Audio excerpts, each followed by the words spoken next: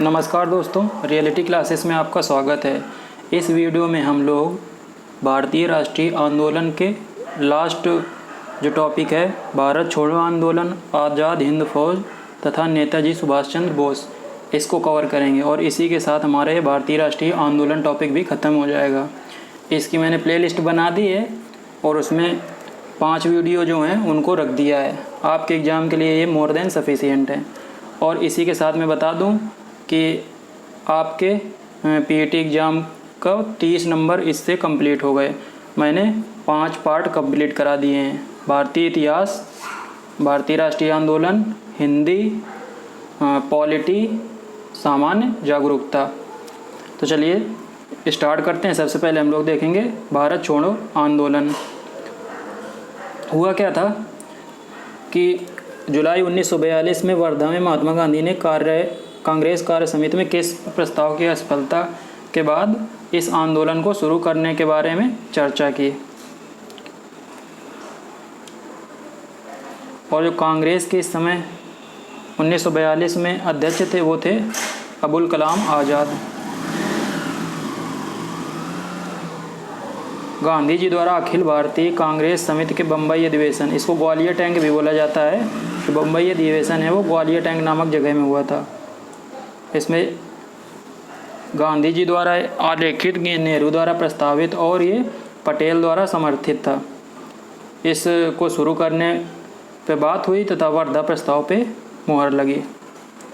और जो भारत छोड़ो आंदोलन है वो 9 अगस्त 1942 को शुरू हुआ और इसका जो एम था वो था कि भारत को अंग्रेज़ों की गुलामी से आज़ाद कराना। इसी दौरान गांधी जी ने करो और मरो का नारा दिया था। इसी से प्रभावित होकर सुभाष चंद्र बोस जी ने जब सिंगापुर में रेडियो से वो प्रसारण कर रहे थे तो उसी टाइम इनको, गांधी जी को, राष्ट्रपिता कहकर संबोधित किया था। इस आंदोलन में अलग अलग लोगों की जो भूमिका रही थी वो हम लोग देखेंगे। ऊषा मेहता और राम मनोहर लोहिया, इन दोनों लोगों का आपको नाम याद रखना है। इन्होंने रेडियो प्रसारण ये लोग करते थे और ये आम लोगों तक पहुंचाते थे भारत छोड़ो आंदोलन को। जो लोक नायक जयप्रकाश नारायण थे, जेपी इनको बोला जाता था, उन्होंने जेल से फरार होकर भूमिगत गतिविधियां, मतलब अंडरग्राउंड होकर इसके लिए काम करते थे। अरुणा आसफ अली ने ग्वालियर टैंक के बाहर कांग्रेस का झंडा फहराया। मैंने बताया ना, ये ग्वालियर टैंक एक जगह का नाम है, तो वहाँ पे इन्होंने झंडा फहराया। और जो भूमिगत गतिविधियाँ हुई थी तो गांधी जी तो अरेस्ट हो गए थे, तो उस जो नेतृत्व था वो अरुणा आसफ अली ने किया था। कभी कभी पूछ देता है कि इस समय इंग्लैंड के पीएम कौन थे। वो थे विंस्टन चर्चिल। और गांधी जी के समय इस समय एक पत्रकार रहते थे गांधी जी के साथ में, वो यूएसए के थे, उनका नाम था लुई फिशर। और जिन्होंने गांधी जी की जीवनी लिखी है उसका नाम है माई एक्सपेरिमेंट्स विद ट्रुथ। और जो ये भारत छोड़ो आंदोलन था उस समय जो सबसे ज़्यादा दंगे वो संयुक्त प्रांत, उस समय जो उत्तर प्रदेश था उसको संयुक्त प्रांत बोलते थे, तो संयुक्त प्रांत और बिहार में हुए। इस आंदोलन के शुरू होने के दिन गांधी जी को और सरोजिनी नायडू जी को कैद कर लिया गया और पूना के आगा खा पैलेस में रखा गया। क्वेश्चन डायरेक्ट से पूछेगा कि गांधी जी को भारत छोड़ो आंदोलन शुरू होने पर जब अरेस्ट किया गया था तो कहाँ पे रखा गया था, तो पुणे के आगा खा पैलेस में रखा गया था। और डॉक्टर राजेंद्र प्रसाद सहित जो प्रमुख कांग्रेस के लीडर थे उनको गिरफ्तार कर लिया गया था।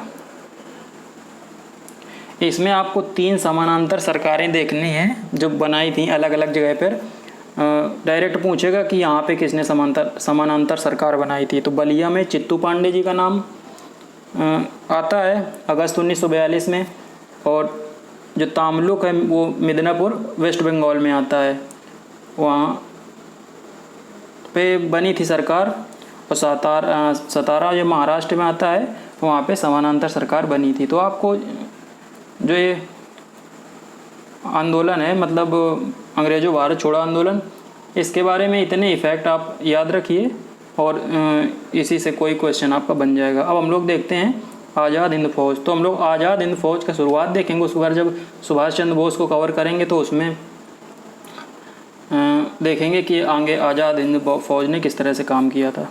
तो आज़ाद हिंद फ़ौज, इसको इंग्लिश में इंडियन नेशनल आर्मी और शॉर्ट में बोलेंगे INA। तो सेकेंड वर्ल्ड वार के दौरान 1943 में जापान की सहायता से टोक्यो में रास बिहारी बोस ने जो सैनिक पहले काम कर रहे थे, सेकेंड वर्ल्ड वार जब चल रहा था तो जो ब्रिटिश सेना की तरफ से लड़ रहे थे सिपाही, उसमें भारतीय भी थे बहुत सारे। तो जो भारतीयों को जापान ने बंधक कराया था उनको जापान ने छोड़ दिया और वो बाद में INA के लिए काम करने लगे। तो उन्हीं सैनिकों से ये जो आज़ाद हिंद फ़ौज है वो बनी थी। तो जो आइडिया था आज़ाद हिंद फ़ौज को बनाने का वो तो कैप्टन मोहन सिंह का था। तो ये क्वेश्चन आपको यदि इस तरह से आएगा कि जो आज़ाद हिंद फ़ौज को बनाने का आइडिया था वो किसके दिमाग की उपज थी, तो वो थी कैप्टन मोहन सिंह के। लेकिन इसको सबसे पहले बनाया किसने था सफलतापूर्वक, वो थे रास बिहारी बोस। और इसके गठन में कैप्टन मोहन सिंह के अलावा निरंजन सिंह गिल, इन दोनों का नाम भी आता है। तो इनका नाम भी आप याद रखिए। 3 लोगों का नाम आपको याद रखना है, रास बिहारी बोस, कैप्टन मोहन सिंह और निरंजन सिंह गिल। सुभाष चंद्र बोस जी जब सिंगापुर पहुंचे थे तो वहां पे जून 1943 में टोक्यो रेडियो से घोषणा की कि अंग्रेज़ों से यह आशा करना बिल्कुल व्यर्थ है कि वे अपना साम्राज्य छोड़ देंगे और हमें भारत के भीतर और बाहर से स्वतंत्रता के लिए संघर्ष करना होगा। इससे प्रभावित होकर रास बिहारी बोस ने 4 जुलाई 1943 को 46 वर्षीय सुभाष को INA का नेतृत्व सौंप दिया। और जो सुभाष चंद्र बोस जी थे उन्होंने दिल्ली चलो का नारा यहीं पे दिया था। तो डेट आपको याद रखनी है, 4 जुलाई 1943 को जो आज़ाद हिंद फ़ौज थी उसका नेतृत्व आया सुभाष चंद्र बोस जी के पास। तो INA के बारे में आगे फैक्ट हम लोग यहीं पे कवर कर लेंगे, सुभाष चंद्र बोस जी के को जब कवर करेंगे। तो इनका जन्म हुआ था 23 जनवरी 1897 को कटक में हुआ था, उड़ीसा में। मेन पॉइंट देखेंगे इनके बारे में जहाँ से क्वेश्चन बन सकता है। 1919 में ICS इंडियन सिविल सर्विसेज बोलते थे उस समय, इंडियन एडमिनिस्ट्रेटिव सर्विसेज को उस समय इंडियन सिविल सर्विसेज बोलते थे। और उनको देने के लिए उस समय इंग्लैंड जाना पड़ता था। तो इस परीक्षा को देने के लिए जो सुभाष चंद्र बोस जी थे वो सिटी ऑफ कलकत्ता नामक जहाज़ से गए थे इंग्लैंड। और 1921 में ये परीक्षा पास करके आए थे। शायद इनका 4th स्थान आया था इसमें, मतलब 4th टॉपर थे। इनकी 2 बुकें आपको याद रखनी है, द इंडियन स्ट्रगल और द इंडियन पिलग्रिम, बुक से भी पूछ सकता है। और जब ये भारत लौटे थे इन्होंने चित्तरंजन दास को अपना राजनीतिक गुरु बनाया। तो क्वेश्चन पहले भी ये आ चुका है कि सुभाष चंद्र बोस के राजनीतिक गुरु कौन थे, तो वो थे चित्तरंजन दास, CR दास बोलते हैं शॉर्ट में। सुभाष चंद्र बोस जी पहली बार कांग्रेस के जो हरिपुरा अधिवेशन था 1938 में उसके अध्यक्ष चुने गए। उसके बाद 1939 में जो त्रिपुरी अधिवेशन, ये त्रिपुरी है ना जगह, जबलपुर मध्य प्रदेश में पड़ती है। तो यहाँ पे इन्होंने गांधी जी के प्रतिनिधि पट्टाभी सीतारामैया को हराया। ये 1939 में था, मतलब 1938 के जस्ट 1 साल बाद। जो ये कांग्रेस के अधिवेशन होते थे ये जनरली दिसंबर माह में होते थे और हर साल एक नया अध्यक्ष चुना जाता था जो अगले 1 साल के लिए काम करता था। तो इन्होंने गांधी जी के प्रतिनिधि पट्टाभी सीतारामैया को हरा दिया। तो गांधी जी ने बोला था कि ये पट्टाभी सीतारामैया की नहीं, ये हमारी हार है, और इसी को त्रिपुरी संकट के नाम से जाना जाता है। तो गांधी जी से जो कुछ सीनियर लीडर थे कांग्रेस के, उन्होंने बोला कि हम लोग गांधी जी को क्या बोलते हैं, उनकी बात को ऐसा है कि उनको हम छोड़ नहीं सकते हैं, नहीं तो इससे प्रतिकूल प्रभाव पड़ेगा, ऐसा कुछ आप समझ लीजिए। तो उनसे बोला कि आप ये अध्यक्ष का पद छोड़ दीजिए। तो सुभाष चंद्र बोस जी ने कांग्रेस से इस्तीफ़ा दे दिया और 1939 में एक नए संगठन फॉरवर्ड ब्लॉक की स्थापना की। ये क्वेश्चन पहले एग्जाम में आ चुका है।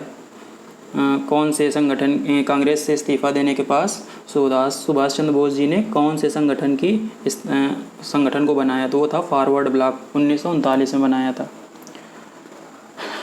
तो होता क्या था कि जब ये कांग्रेस से अलग हो गए तो जो उस समय ब्रिटिश सरकार थी वो इस दाव में रहती थी कि जो लीडर कांग्रेस से जुड़े रहते थे तो उनके मतलब एक संगठन था काफ़ी बड़ा, तो उनको घेरना मुश्किल नहीं था। लेकिन जो कांग्रेस से अलग हो जाते थे उनको घेरने की कोशिश करती थी जो ब्रिटिश गवर्नमेंट थी। तो उन्होंने क्या किया कि सुभाष चंद्र बोस जी को उनके घर में नज़रबंद कर दिया।